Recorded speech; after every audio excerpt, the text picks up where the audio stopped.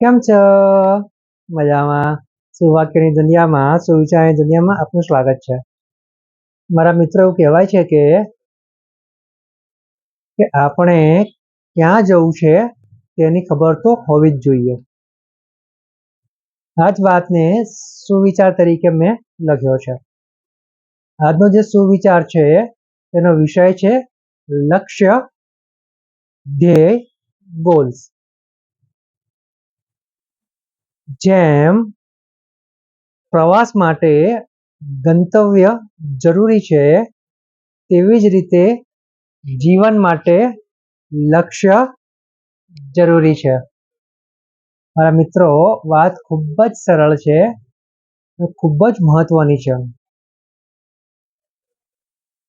આજના આપણા સમયની, આજના આપણા જીવનની સૌથી મોટી જરૂરિયાત એ જ છે કે આપણામાંના મોટા ભાગના લોકોને પોતાના ધ્યેય, પોતાના લક્ષ્ય ખબર નથી. ભગવાને કુદરતે આજે જીવન આપ્યું છે, જે જીવન બહુ જ મહત્વપૂર્ણ છે. આ જીવનને આપણે એમનેમ જ જીવી રહ્યા છીએ. જેમ મારા મિત્રો, આપણે કોઈ સ્થળે પહોંચવું હોય તો જ આપણે યાત્રાની શરૂઆત કરી શકીએ છીએ. ને સૌથી પહેલા આપણે જગ્યા પસંદ કરવી પડે છે કે આપણે ક્યાં જવાનું છે. પછી ત્યાં પહોંચવા માટે આપણે પ્રવાસની શરૂઆત ધીરે ધીરે કરીશું અને ધીરે ધીરે આગળ વધતા વધતા આપણે જે સ્થળ નક્કી કર્યું છે ત્યાં આપણે પહોંચીશું. બસ આવું જ કંઈક આપણા લક્ષ્ય માટે છે.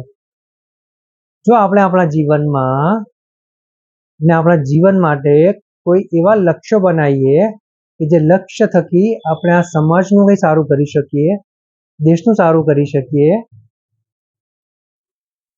દુનિયાનું કંઈ સારું કરી શકીએ, તો સમજવું કે આ લક્ષ્ય એ આપણું જીવન છે. વાત ખૂબ જ ગંભીર છે, પરંતુ જો આપણે લક્ષ્ય નક્કી કરીશું તો આપણે ત્યાં પહોંચવા સુધીના પ્રયાસ પણ કરીશું.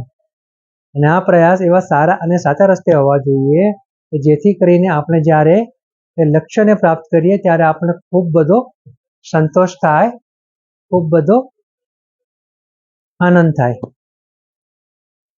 તો બસ મારા મિત્રો, જો આપણે અત્યાર સુધી આપણા જીવનમાં એવા કોઈ સારા અને સાચા લક્ષ્યો ના બનાવ્યા હોય તો સૌથી પહેલું કામ આપણે એ જ કરવાનું છે કે આપણા જીવન માટે કોઈ સારા અને સાચા લક્ષ્યો બનાવવાના છે.